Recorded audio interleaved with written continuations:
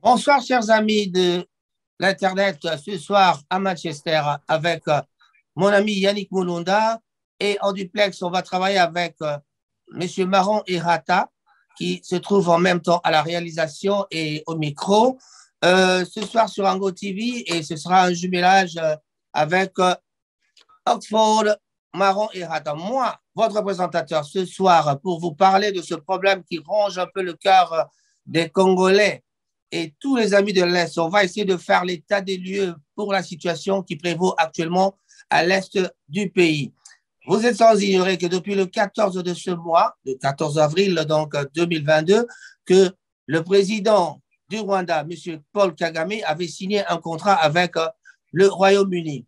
Ce contrat stipule que tous les réfugiés qui passeront ici en Angleterre seront renvoyés au Rwanda et c'est un contrat signé 120 millions de livres sterling, qui est donc l'équivalent de 144 millions d'euros. Chers amis, un montant colossal, on se pose la question de savoir pourquoi, on ne sait pas, on va essayer d'analyser avec les amis. Alors, d'entrée de jeu, je vais présenter mon ami juste à côté, c'est Yannick Moulonda. Bonsoir Yannick. Et bonsoir. Comment vous allez? Présentez-vous si vous voulez bien. Voilà, merci beaucoup. Moi, c'est Yannick Moulonda, comme on vous a déjà présenté. Pour les intimes, on m'appelle Yannick Not Panique. Et je suis ici sur le compte du journal La Purge périodique, qui est le journal officiel du programme commun des Congolais, PCC en sigle. Je remercie celui qui m'a invité à cette émission. Je remercie l'organisation qui est à Oxford, représentée par Maron Ewata. Je remercie infiniment l'audience globale des internautes pour leur générosité avec ce temps pour nous suivre. Merci beaucoup. Et alors, Maron, de l'autre côté, vous pouvez vous présenter aussi. Et merci beaucoup, M. Raphaël Tsatsa. Je sais que nous faisons beaucoup d'émissions. Et donc, en coulisses, je parle assez souvent avec Yannick, qui est vraiment fascinant et quand on discute, quand on débat. Et c'est pour moi, c'est vraiment merveilleux et de nous rencontrer en trois et ce soir pour discuter ce sujet. À Oxford, tout va bien comme à Oxford, comme toujours. Et là, je suis à votre disposition. Voilà, d'entrée de jeu, je vais essayer de faire un peu, parler un tout petit peu de l'Est de notre pays parce que le problème qui dérange certaines personnes ou nous qui faisons l'analyse, nous voulons comprendre pourquoi on choisirait ce côté-là pour envoyer les réfugiés qui viennent du Royaume-Uni. Ça fait plus de 4000 kilomètres à vol d'oiseau. Donc, c'est vraiment loin pour prendre les réfugiés à partir d'ici. On raconte même que ce sont des gens qui viennent de l'autre côté. On parle des islamistes. On va essayer d'analyser pour voir un peu qu'est-ce qui se passe. Mais alors, le problème, c'est pourquoi seulement le Rwanda? Je ne sais pas, Yannick, si vous avez une idée à ce propos, comment vous avez appris cette nouvelle? Oui, évidemment, ça a commencé par la rumeur. On n'a pas voulu alerter l'opinion publique parce que c'était encore une rumeur. On n'est pas au service de la rumeur. Et devant moi ici, j'ai le journal officiel, un journal anglais qui s'appelle The Times. C'est son apparition du 14 avril 2022 et qui a fait tout un éditorial sur cette histoire. Alors ici, je vais préciser que ce n'est plus une rumeur, c'est officiel. Il y a eu un deal signé entre le gouvernement anglais et le gouvernement rwandais, le deal stipulant, si je peux répéter ce que le présentateur a déjà dit, que les réfugiés ou demandeurs d'asile qui sont entre la France et l'Angleterre vont être déversés au Rwanda. Et en attendant que leur dossier demande d'asile soit traité en Angleterre. La question maintenant que le host ou bien celui qui m'a invité me pose est de savoir pourquoi seulement le Rwanda. Oui, je me précipite vite, même si c'est dans la problématique. Maintenant, nous sommes sur l'état des lieux, mais je saute directement sur la problématique. Pourquoi le Rwanda? Parce qu'il y a une stratégie là derrière. Le Rwanda, parce que le président rwandais Paul Kagame, je vous parle en tant qu'analyste, c'est un demandeur d'attention.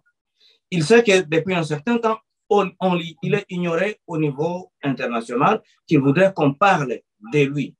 Alors, Kagame est là pour servir, comme on l'a toujours dit, même pour qu'on prenne les esclaves en Afrique, il y avait besoin de collaborateurs locaux, c'est-à-dire un seul besoin. Et qui dérange les Européens? Maintenant, c'est lui qui cherche à faire de l'Afrique là où on va jeter une poubelle de ce qu'on a refusé en Europe. En quelque sorte, pourquoi le Rwanda? C'est pour confirmer que le Rwanda s'est officialisé comme la prison à ciel ouvert de l'Angleterre. C'est-à-dire, à travers le monde, si vous osez franchir illégalement les frontières anglaises, au lieu qu'on vous garde dans la prison pour crime d'envahir les frontières, de violation des frontières ou bien de l'intégrité du territoire, on vous envoie au Rwanda. Je conclue par confirmer que oui, le Rwanda devient la prison officielle de l'Angleterre. Voilà, Maron, est-ce que vous avez un mot à dire à ce propos? Je sais que nous avons déjà fait une émission sur ce sujet, M. Raphaël, etc. Et je refais beaucoup d'analyses.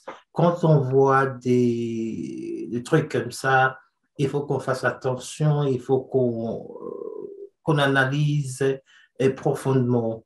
Et je sais que mon ami Yannick a mentionné la situation de immigration de l'Angleterre et au Rwanda, mais en suivant les ministres de l'Intérieur du Rwanda, ce n'est pas ce qu'il a dit.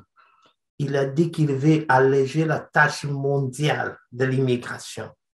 C'est-à-dire, aujourd'hui, nous parlons d'Angleterre, demain, ça sera les États-Unis, le lendemain, ça sera l'Australie. Et donc, ce qu'il a dit, c'est plus profond, c'est plus grave que ce que nous sommes en train d'analyser pour le moment. Mais ce que je voudrais analyser dans cette affaire d'immigration, et nous savons que nous avons passé la guerre froide entre les Américains et la Russie, et quand ils ont eu leur guerre froide, ce sont les pays innocents de l'Afrique qui subissent les conséquences. Maintenant, l'Europe est en crise, c'est l'Afrique qui veut faire souffrir l'Afrique. Ils veulent imposer des sanctions et indirectement des sanctions. Donc, comme je vous ai toujours dit, M. Raphaël, j'ai suivi Priti Patel qui nous viennent avec des histoires déjà mises en javel et bien lavées pour nous faire croire que nous vivons encore à l'Antiquité. Il y a l'histoire est là, nous lisons rien. Tout ce que Priti Patel a parlé de ces histoires entre lui et l'Afrique, il n'y a rien. Ce sont des arnaques, ce sont des conneries.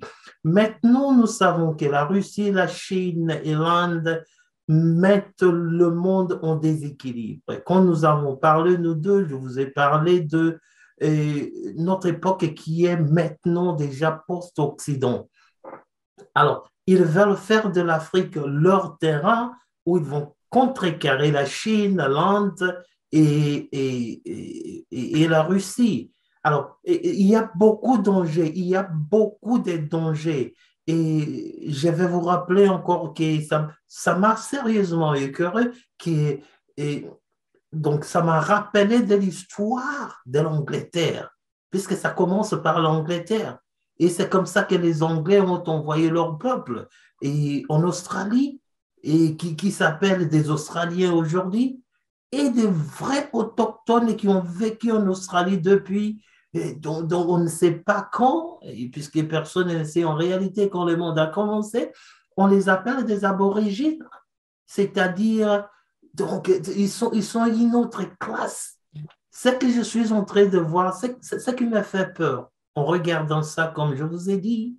Et demain, puisque c'est ça qu'ils voulaient faire de l'Afrique du Sud, ça a échoué avec tous ces arnaques d'apartheid. Et demain, ça sera les Rwandais qui seront des aboriginaux au Rwanda. En tant qu'un Africain, je dois défendre les Rwandais. Et si ça arrive au Rwanda, ça va se découler jusqu'au Congo. Et ce sera les Congos, nous les Congolais, qui vont nous appeler des aboriginaux. Apparemment, c'est une affaire d'argent parce que le président Kagame, quand il accepte comme ça, c'est une affaire d'argent. Mais Yannick, je vous ai pris au mot, je voulais vous prendre au mot parce que vous avez parlé de la violation de frontières. Quand est-ce qu'on peut dire que quelqu'un a violé la frontière alors que la Convention de Genève autorise, accepte que les gens se présentent à l'immigration pour dire, bon, en tout cas, nous sommes embêtés dans nos pays, donc ils ont le droit de demander l'asile. Mais quand est-ce qu'on parle de violation? Parce qu'apparemment, ils ont dit quand on passe le tunnel sous la Manche, c'est une violation. Mais les gens qui viennent de l'avion, par exemple, est-ce que lequel des deux, où est-ce qu'on peut parler vraiment de violation de frontières? Oui, franchement, c'est à cause de la nature de l'émission. Je ne saurais pas aller très profondément dans ce sujet de la violation des frontières. Ici, il y a le cas de vouloir entrer illégalement dans un pays. C'est automatiquement la violation. C'est-à-dire, dès que vous n'êtes pas en possession d'un visa ou bien d'un passeport, c'est-à-dire vous faites automatiquement de la violation d'un territoire. C'est jusqu'à ce que vous ayez adressé votre demande d'asile, que cette demande d'asile fait la cassation de votre condamnation en tant que quelqu'un qui a violé et les frontières, le territoire d'un pays. Et en ce qui concerne les réfugiés qui sont entassés à Calais et entre la France et l'Angleterre, c'est-à-dire ils prennent des bottes qu'ils achètent et des hors-bord et ils traversent avec ça, ou bien ils payent les chauffeurs des remorques qui les mettent dans des conteneurs. Donc, dès qu'ils ne sont pas documentés, ça devient une tentative de violation des frontières. Je ne sais pas si je suis un peu clair par rapport à ça. Oui, par rapport à ça, j'ai compris. Il s'agit de la violation des frontières. Je ne sais pas, Maron, à ce point, vous avez quelque chose à ajouter? Et normalement, celui qui est en danger et internationalement a le droit de se déplacer d'une place à l'autre pour et chercher une place de sécurité. Ce que je disais, c'est par rapport à la Convention de Genève, quoi. Oui, ça c'est absolument clair, mais il y a beaucoup d'éléments là-dedans. Il y a le premier pays qui est le pays le plus proche de vous. Et vous pouvez vous déplacer de votre pays dans votre pays. C'est ça, donc internement, toujours dans la Convention, vous pouvez vous déplacer de votre pays pour un deuxième pays et vous pouvez vous déplacer de l'autre pays vers un autre pays.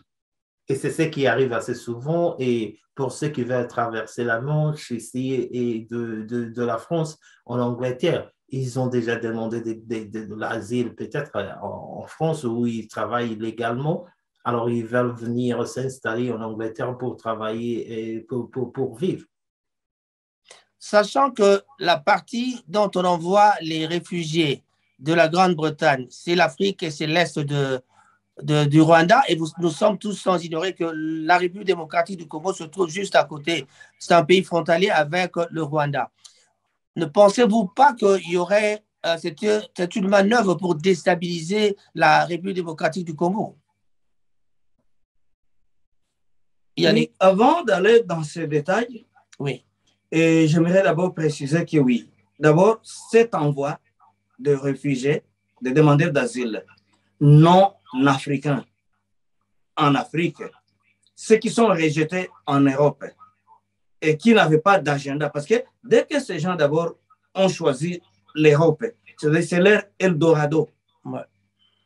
Lorsqu'on les envoie au Rwanda, ce n'est pas pour leur trouver une solution à leurs problèmes. Ça. Alors, oui, les Congolais ou Africains d'une manière générale ont totalement raison de faire de ça une préoccupation légitime dans le sens que c'est une crise que Kagame lui-même ne verra pas de sa vie, mais c'est une crise qu'il va léguer aux Rwandais et au peuple africain. Je vais ouvrir une parenthèse. Au regard des réseaux sociaux, au regard des amis, des connaissances qu'on a, il n'y a pas un seul Rwandais et au Rwanda et dans la diaspora rwandaise, ou tout comme Tutsi, un seul Rwandais qui a célébré de cette nouvelle que voilà, leur pays devient la prison d'outre-mer de l'Angleterre.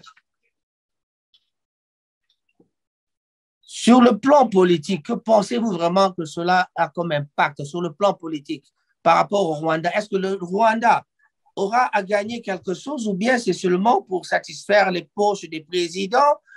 Je ne sais pas. Est-ce que sur le plan politique, quel est l'impact de cette histoire de transfert des réfugiés? Ouais. Là, il y a la version officielle de l'État rwandais que nous allons d'abord démontrer. Mais derrière cette version officielle, nous, du détachement d'élite de l'intelligentsia africaine, les intellectuels organiques qui lisent non à la page mais à la marge, nous sommes là pour démontrer, comme c'est une mathématique politique et pas en mathématique ici, nous définissons la méthode rigoureuse d'étudier les possibilités. Nous voulons vous dire ceci. Si vous allez dans le journal, le même journal qui a confirmé que le deal a été signé, The Times, journal anglais du 14 avril 2022, à la page 5, je crois, et The Times précise que pour le gouvernement rwandais, il y a cette question du constat qu'il y a le nombre des hommes comparativement au nombre de femmes. Le nombre des hommes est inférieur. Et il y a beaucoup d'hommes qui quittent le Rwanda, suivi aussi de toute cette histoire qui s'est passée avec les génocides, là où on prétend, là où on essaie de dire que oui, il y a eu beaucoup de... Les hommes, ce sont eux qui ont beaucoup péri dans la guerre. Selon les sources du même journal, The Times, les Rwandais est intéressé de ces immigrés. C'est sur la page 5. Et je peux faire la lecture de la paragraphe. The East African countries' government is said to be concerned about men leaving and regard the chance to receive rejected asylum seekers, 70% of whom are male under 35, is a way to reverse the trend. Pour ceux qui ne comprennent pas l'anglais, la page 5 du journal The Times anglais nous dit que ce qui a poussé le gouvernement rwandais d'accepter ces deals, c'est qu'il y a un constat au Rwanda qu'il y a plus de femmes que des hommes, et puis il y a encore des hommes qui quittent le pays d'un jour à l'autre. Et sur ce, vu que les demandeurs d'asile que l'Angleterre est en train de chercher un dépotoir là où les jeter, sont à plus de 70% ou 70% pour les belgo-francophones, sont à plus de 70%. Si c'est fait, et ils sont encore moins de 35 ans, c'est-à-dire que les Rwandais trouvent de cette histoire une opportunité de donneurs de sperme, de donneurs de fertilité dans leur pays pour remplacer le nombre des hommes qui est inférieur au nombre de femmes. Ça, c'est la version officielle du gouvernement rwandais tel qu'exposé dans le journal The Times que nous utilisons comme référence. Alors, en tant que l'intelligentsia, en tant qu'intellectuel organique, en tant que membre du détachement d'élite de l'intellectuel, je peux vous dire ceci. Il y a 120 millions de pounds que l'Angleterre a mis en jeu. Mais le point qui est là, pour Kagame, il veut toujours être un acteur intéressant. Il veut intéresser les Européens. Pourquoi? C'est un fonds de commerce pour lui qui, dans l'avenir très proche, va lui mettre au numérateur de l'équation par rapport au crime qui le guette, dont il a commis. Ici, il va commencer à utiliser cette histoire des réfugiés pour des chantages. Je vous montre un exemple. Lorsque les Nations Unies cherchaient des casques bleus pour aller en Somalie et en Afrique centrale, c'est le Rwanda qui a donné le plus de ces troupes qui sont basées en Somalie. Pourquoi seulement le Rwanda? Parce qu'aucun pays normal ne pouvait pas accepter cette offre. Mais le Rwanda pouvait être le seul pays dans le sens qu'il n'y a pas ni Parlement qui pouvait décider, il n'y a pas ni gouvernement, c'est une seule personne qui est Parlement, il est le référendum, il est tout. Et puis, c'est comme cela que ça s'est passé pour que les Rwandais puissent être. Mais c'est fort regrettable, c'est que les Rwandais a signé les mêmes deals avec l'État d'Israël pour les immigrés qu'Israël voulait repousser de son territoire. Il a signé les mêmes deals avec le Danemark. Maintenant, on se pose des questions, nous en tant qu'intellectuels, nous en tant qu'analystes, comment est-ce que seulement le deal anglais va réussir? On a parlé ici du journal anglais, le Times, du 14 avril, sur sa page 5, qui disait que pour le Rwanda, c'était une opportunité parce qu'à 70% des 16 demandeurs d'asile que l'Angleterre est en train de refuser sur son territoire, à 75% ou bien 75%, ce sont des hommes et puis de moins de 35 ans pour un pays qui apparemment, selon les sources du même journal, qui apparemment a besoin des hommes pour faire la balance et l'équilibre entre hommes et femmes au Rwanda. C'est une chose que nous ne faisons qu'apprendre que le Rwanda a besoin d'importer les hommes. Mais curieusement, il y a des pays en Afrique là. Pourquoi le Rwanda ne s'est pas intéressé d'importer les hommes qui sont rejetés à Lampedusa, les Africains là que nous voyons chaque jour en train de noyer dans des bottes, dans des pirogues, en train de chercher leur Eldorado dans la mer vers l'Italie. Mais seulement sauter sur l'opportunité qui représente que des réfugiés syriens, pour la plupart, afghans, pour la plupart, et Yémen. Et tout ça, donc, le moyen n'a rien. Alors, ici, il y a aussi pourquoi les Rwandais? Parce que Kagame, c'est un demandeur d'attention. Utilisez ce terme. C'est un demandeur d'attention au niveau international. Pour lui, il va utiliser, c'est un fonds de commerce qu'il va utiliser dans les futurs très proches. Parce qu'il l'a déjà fait, ça a réussi et il doit continuer dans ce chemin. Il l'a fait avec quoi? Lorsque les Nations Unies avaient besoin de troupes, des casques bleus pour couvrir sa mission en Somalie et aussi en Afrique centrale, le Rwanda était le premier pays à donner ses militaires, sans l'aval ni du Parlement, ni du gouvernement, d'un seul homme. Et lorsqu'ils sont là, et qu'au niveau international, on veut demander à Kagame quelque chose par rapport au M23 en République démocratique du Congo, par rapport aux crimes que le gouvernement rwandais, que l'armée rwandaise a commis en République démocratique du Congo pendant à peu près 30 ans, ce que Kagame fait, il fait le chantage, il dit, si vous osez me demander du rapport mapping, si vous osez me demander des militaires rwandais opérant comme rebelles en République démocratique du Congo, je retire mes militaires qui sont en Somalie, je retire mes... Donc, c'est du chantage qu'il fait avec ça. Maintenant, avec ça aussi, il veut se démontrer comme une solution à un problème, mais ce n'est pas une solution, c'est une solution cosmétique.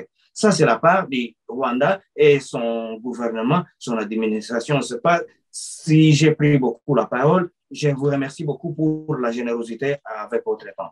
Oui, Maran, Yannick vient de parler, de répondre à la question pourquoi seulement le Rwanda.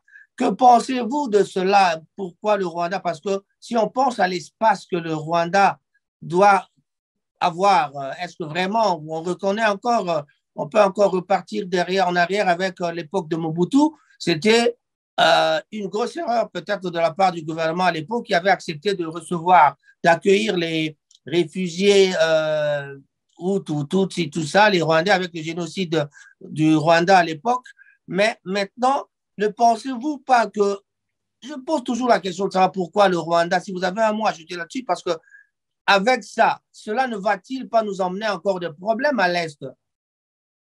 Merci beaucoup, M. Raphaël. Ce que je veux dire est que quand nous analysons ces histoires, nous risquons sérieusement de rater, d'observer des points, des cibles qui sont plus flagrants. Et pourquoi je dis ceci? Je vais rester local. Nous sommes dans une planète qui est vraiment très petite. Alors, nous sommes en Angleterre ici et nous savons que nous cherchons à comprendre les track records quand tu fais quelque chose dans le monde, on fait toujours, on voit qui a fait quoi. Donc, je vous ai dit que la première fois que le roi Congo a accepté de lire la Bible, qu'on lui a donné le nom, et Joao Afonso, rien que ça, c'est qui a déclenché l'esclavagisme. Il suffit seulement d'avoir un stupide, un ignare, et puis ils vont mater et ils vont vous exploiter à profondeur. Et nous avons vu ça dans notre pays. Et j'ai eu la chance, si vous allez à l'Internet et vous cherchez System Changers en Angleterre, on ne prend que 10 personnes par an pour apprendre à comment changer des systèmes. J'ai eu cette chance-là à aller faire ce projet où j'ai eu accès à Whitehall. Tout ce qui s'est fait en Angleterre, on projette au-delà de 10 ans. Nous parlons des réfugiés maintenant. Ils ont déjà des cibles qui sont au-delà de ce que nous voyons. Et c'est ça ma peur. Et quand je parle, quand je vous dis ceci, c'est en fonction de ce que j'ai vu. Nous avons fait des visites. Ce que j'ai vu, c'est effrayant. Et c'est effrayant, et quand je dis qu'il y a des track records, comme on a utilisé Mobutu pour complètement disséminer le Congo, comme on a utilisé Mobutu pour recoloniser les Congolais en nous infligeant des dégradations incroyables, en faisant atteinte à notre conscience interne et conscience externe, en nous rendant plus qu'esclaves encore.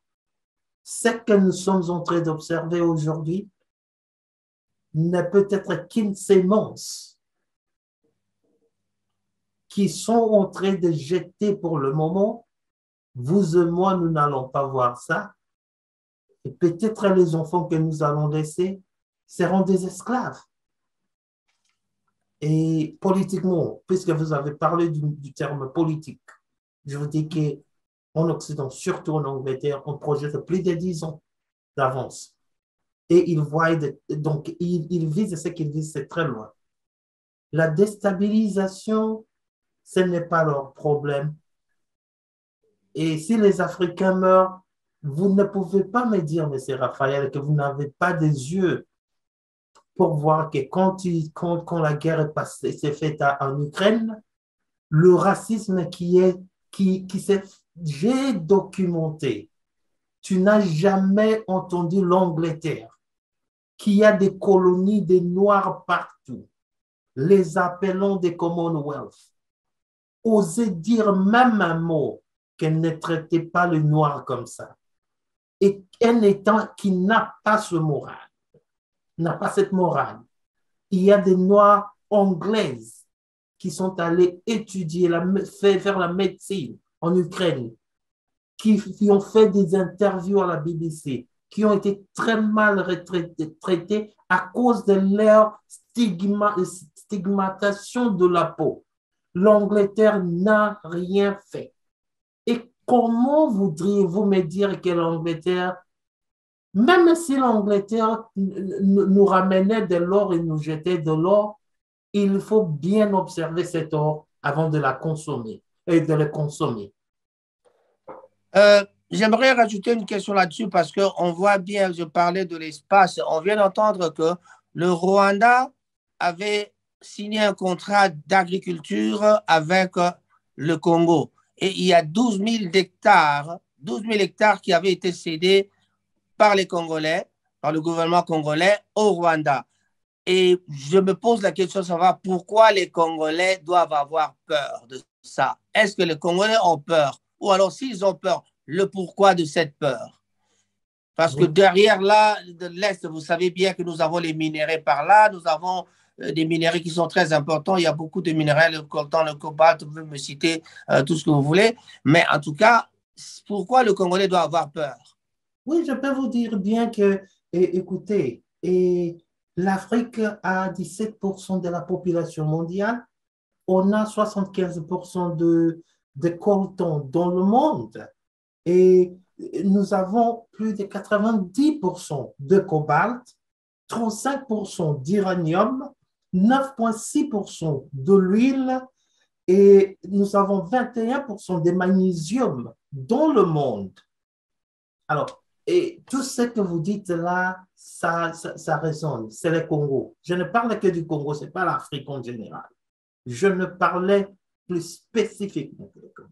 Alors, à part la population mondiale, c'est l'Afrique qui a 17%.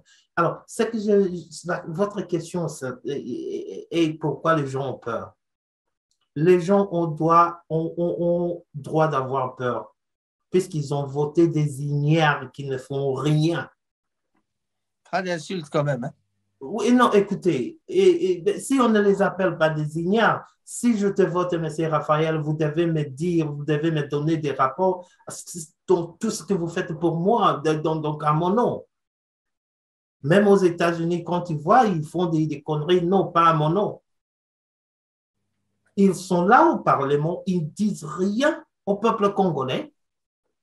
Ils ont été votés. Et ça, je vais me limiter là, puisque vous me tirez déjà, vous arrivez avec moi à la frontière, là où on ne s'entend pas assez souvent, puisque moi, j'ai toujours dit que non. Si j'arrive à cette frontière ici, c'est le peuple congolais qui vote ces ignares qui doit prendre la charge et la responsabilité. Ils détruisent le Congo pour 2, 4 dollars ou 5 dollars et ils laissent le Congo en pauvreté. Ils prient Dieu, ils disent que Dieu va venir aujourd'hui, Dieu va venir demain. Ils meurent sans que Dieu revienne et ils ont gaspillé l'oxygène, ils ont tout gaspillé, ils meurent et ils laissent leurs enfants en pauvreté. Et si on reste dans la problématique, on a posé la question de savoir pourquoi le Rwanda, mais je vais me retourner vers Yannick en disant l'aspect politique de cette affaire du choix du Rwanda, c'est quoi exactement? L'aspect politique du choix du Rwanda est divisé entre deux parties, c'est-à-dire politiquement parlant, cette décision, qu'est-ce qui intéresse l'Angleterre? C'est ça le premier point. Et politiquement parlant encore, qu'est-ce qui intéresse les Rwandais? On a déjà parlé sur ce qui intéresse le Rwanda avec les leaders rwandais, le gouvernement rwandais qui est composé pour la plupart, qui est chapeauté par un demandeur d'attention internationale. Pour ce qui concerne les Anglais, pour l'Angleterre, on vise d'abord l'actuel Premier ministre anglais. Vous savez, en Occident, l'immigration compte comme comme cartouche ou bien comme munition et des calculs électoraux. Dans les calculs électoraux, comme il y a ce problème de bras de fer entre la France et l'Angleterre sur la question d'immigrer au tunnel et à Calais, vous allez vous rendre compte encore que l'Angleterre n'est plus membre de l'Union européenne et par le biais du Brexit, d'où l'Union européenne, d'où Bruxelles ne peut rien imposer à Angleterre par rapport à ça. Bruxelles n'a plus de parole d'évangile à donner, à administrer à l'Angleterre. Tout ça au nom du Brexit. Alors, les Anglais soupçonnent que les Français encouragent les immigrés de venir en Angleterre. Et pour donner une réponse une fois pour toutes à ça, c'est là que l'Angleterre s'est d'abord décidé de dire qu'on doit faire en sorte que l'Angleterre devienne moins attractif pour les immigrés, pour les demandeurs d'asile, de la façon que si, par exemple, quelqu'un se trouvait chez eux en Afghanistan, en Libye, en Irak, en Yémen, en Syrie, c'est la fortune qu'ils dépensent pour venir en Europe. 10 000 dollars, 10 000 euros, 20 000. Et maintenant, dès que dépenser 10 000 dollars, 10 000 euros pour ne pas aller dans l'Eldorado, et l'Eldorado va t'envoyer au Rwanda, ça rend l'Angleterre de moins en moins attractive plutôt par rapport aux immigrés. Mais au-dessus de tout ça et au dénominateur commun, si vous me le permettez, le Premier ministre anglais veut utiliser cette question d'immigration pour ses calculs électoraux qui viennent très prochainement. C'est-à-dire qu'il n'aura plus de questions à répondre par rapport à l'immigration. Il va dire seulement que voilà, nous les Anglais, nous avons la prouesse, et la prouesse, c'est moi-même d'abord le Premier ministre. J'ai trouvé une solution à cette question de Calais, à cette question qui était une pomme de discorde entre la France et l'Angleterre à Calais. J'ai trouvé une solution, c'est-à-dire que même s'il y a quelqu'un, les passeurs qui encouragent les gens à venir en Angleterre, les clients même, les immigrés eux-mêmes, ils savent que leur sort qui les attend se trouve au Rwanda. C'est ça ce que je peux dire, aspect politique et le calcul politique dans cette problématique. Et je ne sais pas si je peux encore ajouter quelque chose. Allez-y, allez-y. Hein. Et vous avez posé la question sur les problématiques. Et vous avez été pendant des campagnes de Brexit. C'était multidimensionnel. Mais quand il fallait parler de la loi, il y a toujours eu une guerre entre l'Angleterre et l'Union européenne, puisque l'Angleterre, de temps en temps, échappait à maintenir le droit de l'homme selon leur charte européenne. Alors, et l'Angleterre s'est affiliée pour aller dans des guerres qui ont violé ces lois, et quand Bush est allé avec Blair. Alors, tout ce problème, l'Angleterre est sortie, c'est-à-dire l'Angleterre maintenant peut abuser le droit de l'homme sans toutefois pour dire que non, c'est ma façon d'interpréter. Et on est sorti, même ici au pays, ils sont maintenant capables d'abuser le droit de l'homme. Alors, oui, ça même... C'est tout ça que je voulais ajouter pour vous dire que non, ils ont maintenant la légitimité de faire ces abus. OK, ils ont la légitimité de faire ces abus, mais ça a été critiqué dans le gouvernement. Il y a déjà des controverses entre eux, parce qu'il y a le ministre de l'Intérieur qui n'est pas du tout d'accord avec ça. Et il y a du côté du droit de l'homme qui discutait, qui parlait de la Convention de Genève. Tout ça est contradictoire par rapport à la Convention de Genève. Mais le problème, je vois ce que M. Yannick disait, il parlait de ceux qui viennent, ceux qui payent de l'argent, mais en réalité, ce n'est pas cette histoire ici, quand on commence à dire que non, les Français et les Anglais à cause de Brexit, non. Et on n'a pas parlé de Brexit en 2012, en 2008, en 2007, en 2005. Non. Cette histoire était toujours là, très permanente. Depuis l'invasion de l'Afghanistan. Le problème en est que, donc, ils ont l'impasse. Qu'ils aient cette impasse ou non, vous et moi, nous avons parlé, l'Angleterre ne veut pas prendre ces gens. C'est tout simplement à cause du racisme. C'est clair. Et là, donc, le mois passé, la porte est vraiment, donc, complètement ouverte aux Ukrainiens. Et comme vous avez entendu les commentaires de la BBC qui disaient ce sont des gens avec des yeux bleus et des cheveux blancs. Alors que les autres n'ont pas des yeux bleus et des cheveux blancs. Alors, quand on analyse ces histoires-là, il faut toujours le prendre. Donc, tout ça, ça compte. Mais ce que j'ai peur est que l'Africain a toujours de poudre aux yeux. Tout ça s'est fait donc pendant la journée dans une grande lumière. Mais l'Africain voudrait toujours revenir, s'agenouiller comme Kagame vient de le faire et tomber sous les pieds de l'Angleterre. Voilà. Nous arrivons presque à la fin de notre émission, mais il y a aussi une question qui m'arrive en tête, disons, du côté du Congo. Y aurait-il des précautions à prendre ou alors, s'il n'y a pas de précautions, pourrons-nous dire que le gouvernement congolais est au courant et qu'ils savent parce qu'avec les 12 000 hectares qu'ils ont eu comme contrat et tout en sachant qu'il y a le camp de réfugiés déjà qui existe à Goma par là et toutes les attaques du Congo du côté de l'Est partent du Rwanda et de Burundi. Ça a toujours été, ça part toujours de ce côté-là. Donc, la déstabilisation de l'Est pourra encore peut-être nous emmener d'autres problèmes. Que doit faire le Congolais? Qu'est-ce que le Congolais pense de ça maintenant? Parce qu'on a dit que le Congolais a intérêt à avoir peur, mais qu'est-ce qu'il doit faire avec sa peur? Yannick, si vous avez un mot à dire là-dessus. Voilà. La question est très, très bien posée. Je vous remercie encore pour la question. Parce qu'il y a des éléments que je devrais normalement ajouter et qui vont dans le même sens. S'il faut aller droit au but avec la question de savoir qu'est-ce que les Congolais peuvent faire en tant qu'intellectuel organique, en tant que membre du détachement d'élite de l'intelligentsia, je peux donner ma proposition. La proposition, elle est simple.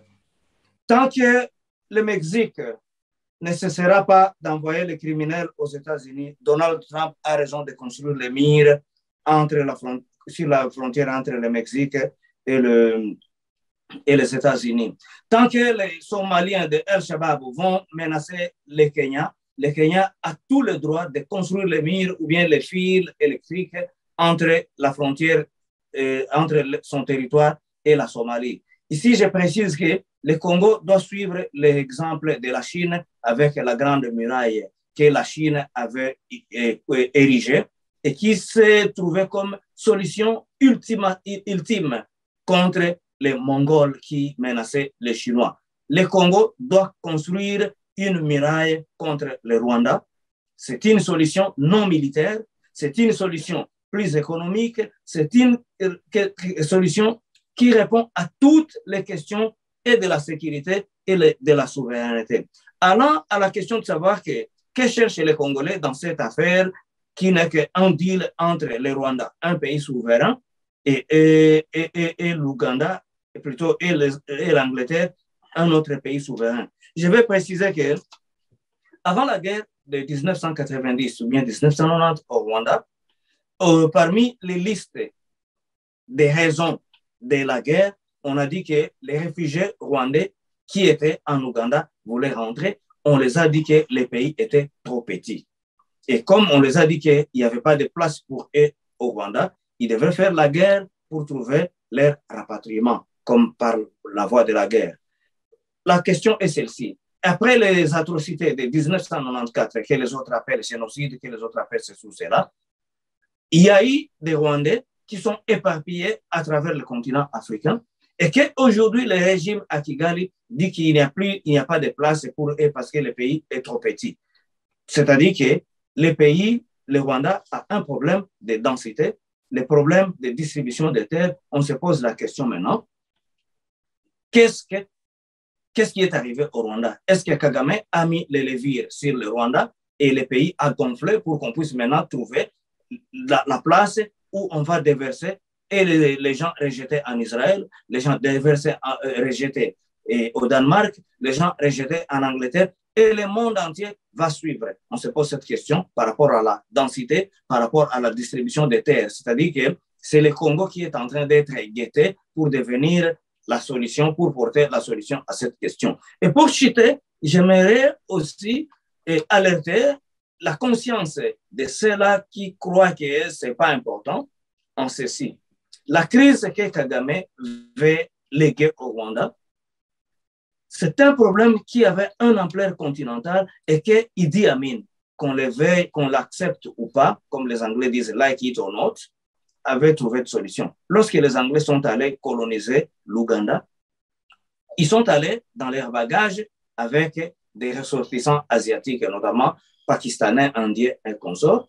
Et lorsque le pays a accédé à son indépendance, les Anglais sont partis, mais ils ont laissé une bombe à retardement en Ouganda. C'était l'apartheid économique, c'est-à-dire l'économie était entre les mains de ces Ougandais d'origine asiatique. Et M. Idi Amin a trouvé que ce n'était pas normal.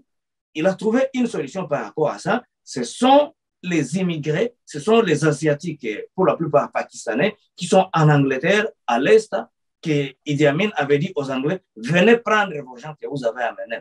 La même question s'est faite avec Mugabe, avec les Rhodésiens, bon, qui s'est passé d'une manière tragique. Maintenant, les solutions que Mugabe ont trouvées pour les Africains, pour leur pays, les solutions que Idi Amin a trouvées pour son pays, et c'est ça le problème que Kagame aussi veut léguer aux Africains. Je vous remercie par rapport à votre ministre. Oui, Marouane, un petit mot là-dessus par rapport à...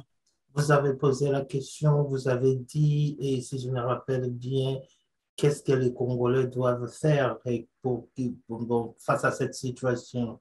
Et ben, je crois que je n'ai qu'un seul mot à dire, puisque je crois qu'en 2023, il y aura des élections. Je vais poser la question d'une autre façon en disant, vous, en tant que Congolais, que penses-tu de cette affaire-là? C'est-à-dire, qu'est-ce que tu dois faire, toi? Oui, ben, c'est ce que je suis en train de répondre, M. Raphaël. Et en 2023, il y a les élections.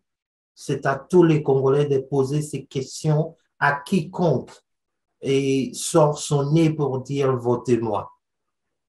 Et leur poser ces questions, ce n'est pas leur demander de leur offrir quoi que ce soit ou de donner des promesses complètement vides. Et il faut que ça soit absolument concret. Qu'est-ce qu'ils vont faire face à cette situation? Et que les Congolais qui auront la chance de nous entendre ce soir et sachent qu'ils doivent aussi demander à quiconque est voté comme député de leur rendre compte et de leur électorat, de leur vote. C'est pas trimballer à Kinshasa, prendre de l'argent et s'en foutre des gens qui vous votent, qui meurent à l'Est. Alors, c'est le moment qui arrive 2023, poser des questions sérieuses, chasser ceux qui n'ont pas de réponse puisqu'ils n'auront pas de solution. Merci. Oui, vous avez parlé des députés, mais vous savez que le Parlement actuellement au Congo est en train d'essayer de voter une loi qui préserverait 300 députés de rester députés jusqu'au mandat prochain et que le vote se fera seulement pour voter 200 députés. Donc, c'est un Parlement qui semble ne pas être juste, qui semble vraiment ne pas être juste. Donc, on ne peut pas garder les députés pour attendre l'autre mandature. Donc, ce ne sont pas des députés comme ça que tu vas dire de leur demander de rendre compte. On parle toujours de la corruption. Nous sommes dans une période au Congo, nous sommes dans une période de revirement parce que les gens vont commencer à changer de camp. Ils sont tous allés dans l'Union sacrée pour protéger le pouvoir actuel, mais vous allez voir, ils vont commencer à sortir. D'ailleurs, on a eu le cas de Papa Dembalemba qui est déjà sorti, qui pose problème maintenant. Il y a des problèmes. Il a raconté que, bon, ça, c'est vraiment en dehors de notre sujet, mais c'est pour vous dire seulement que les députés vont commencer à changer de camp. Eux qui doivent rendre compte à son public, à leurs votants, les gens qui leur avaient voté, aux électeurs, mais il y a 300 qui vont être gardés et 200 qui vont être votés. Mais c'est Raphaël, vous m'avez toujours posé des questions sur l'anarchie et la corruption. Ça, voilà. C'est la corruption en flagrant délit. Et un gouvernement qui fait, si c'est confirmé, ce gouvernement doit être renversé immédiatement, et puisque c'est la corruption. Si le gouvernement est aussi corrompu pour maintenir 300 députés, pour dire qu'ils ne peuvent pas être revotés, ça c'est l'anarchie. Et on ne vivons plus dans ces jours-là. Beaucoup de nous, notre essence en RDC, nous souffrons puisqu'il n'y a pas cette conscience-là. On a toujours pitié de nous-mêmes. Personne ne pense pour dire. Et je crois que cette arnaque des églises et des machins engouffre et envoûte tout le monde pour croire que Jésus-Christ va venir demander aux députés de ne pas faire ce qu'il faut. Non, c'est chacun de nous qui a cette capacité-là, comme vous le dites là. Quand je l'attends, ça me fait mal. Mais merci beaucoup, je ne veux pas y aller là-dedans. Alors, la question qui se pose maintenant, là, je me retourne du côté de notre ami Yannick Mulonda.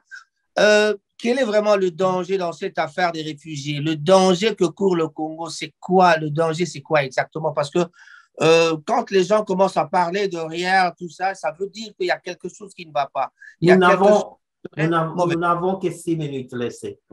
Voilà. On va juste chuter là-dessus avec les 6 minutes qui me restent. Yannick, si tu peux avoir 2-3 minutes. Et on retournera sur Maron et puis je vais conclure. Merci beaucoup pour la générosité encore avec le temps. Je vais faire l'économie des minutes. Le danger, il est là et j'ai déjà donné la réponse, c'est que Et il y a ce qu'on appelle opération Un Congolais, une brique, c'est-à-dire pour la construction de ces murs-là contre les Rwandais.